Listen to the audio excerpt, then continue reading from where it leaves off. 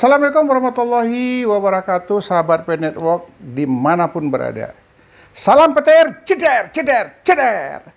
Baik teman-teman, sahabat P Network dimanapun berada, semoga kita hari ini tetap dalam lindungan Allah Subhanahu wa Ta'ala.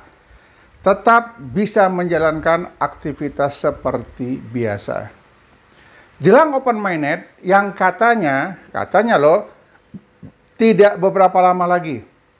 Prediksi katanya Desember. Itu kata teman-teman yang saya dapat di berbagai media. Media dalam dan media luar negeri. Kita berharap itu menjadi sebuah kenyataan. Tetapi kalau ada pertimbangan lain oleh Kortim, hanya mereka yang tahu. Dalam hal ini, saya ingin menginformasikan kepada teman-teman sahabat petir dimanapun berada. Semakin tinggi pohon menjulang tinggi ke atas, semakin kuat angin menerpa. Ibaratnya seorang pemanjat pohon kelapa. Dia manjat mulai dari bawah, dia menuju ke atas. Menjelang titik finish, menjelang titik open mainnet, itu tergantung. Dia mau teruskan perjalanannya memetik buah kelapa, atau dia berhenti di situ saja karena banyak omongan orang. Ini tergantung masing-masing. Kalau saya, tidak ada yang bisa menghentikan saya akan terus klik petir. Kenapa? Ya, memang itu yang saya sukai, itu yang saya senangi. Nggak ada yang bisa menghalangi, apapun kata orang, saya akan jalan terus. Kenapa sampai segitu percayanya? Kalau kita mendengar omongan orang, itu ada sebuah cerita, dua orang keluarga, anak dan bapak, mau jual keledainya ke pajak. Kemudian bapak dan anak narik keledai.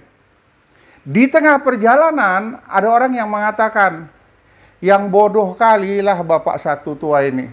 Bukan keledai itu dinaikin, malah ditarik-tarik. Ya capek lah dia, itulah bodohnya dia. Terus si bapak berpikir, iya juga ya.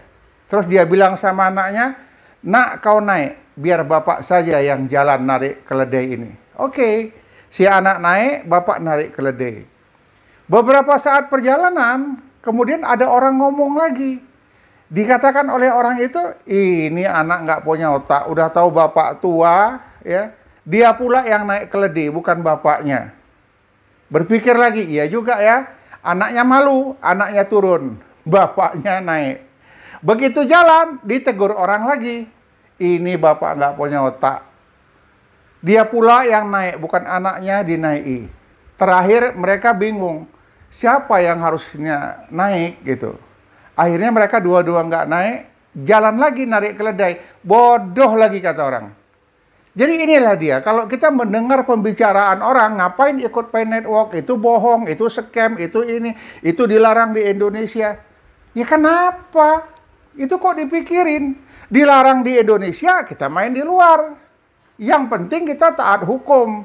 Taat dan patuh kepada negara Republik Indonesia. Karena katanya undang-undang di negara Republik Indonesia pembayaran yang sah adalah uang rupiah.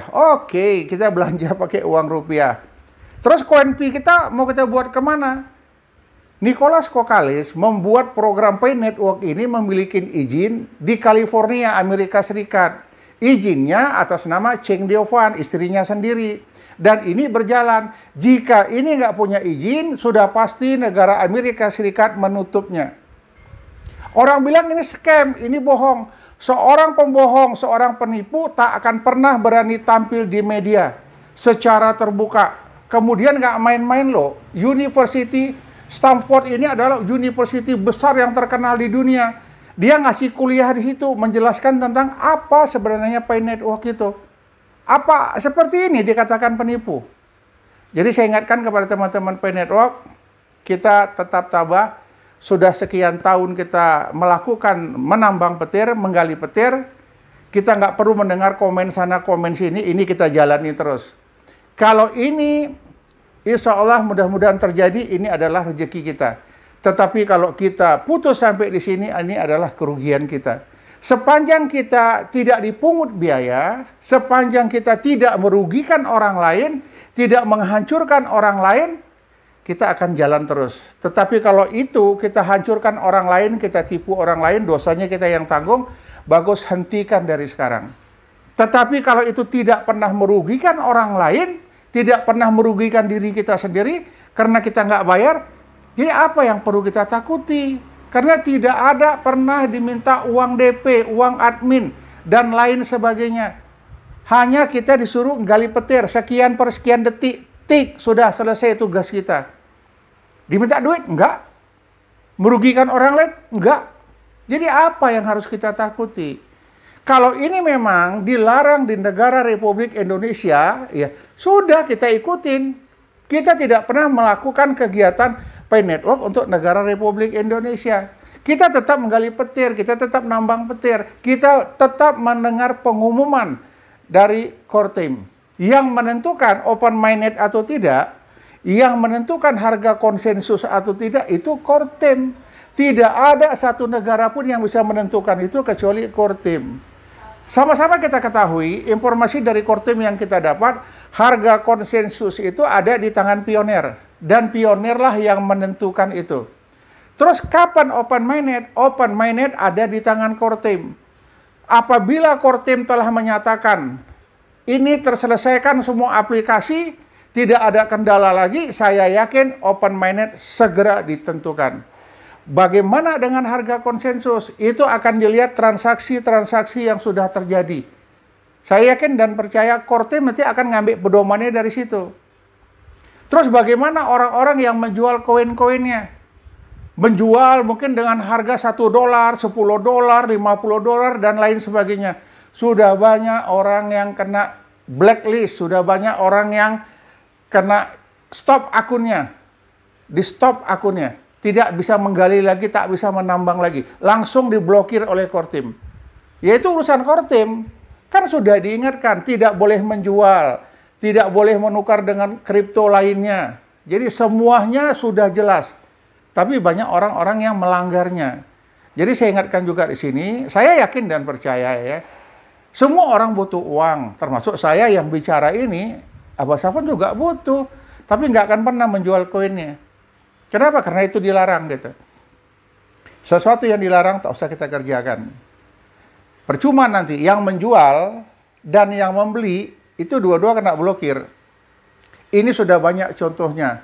Teman-teman kita yang kena blokir, yang coba menjual koinnya. Yang membeli kena, yang menjual kena. Dua-dua akunnya kena blokir, akhirnya tidak bisa bermain Pay Network lagi. Jadi teman-teman Pay Network dimanapun berada, kita tetap sabar menunggu.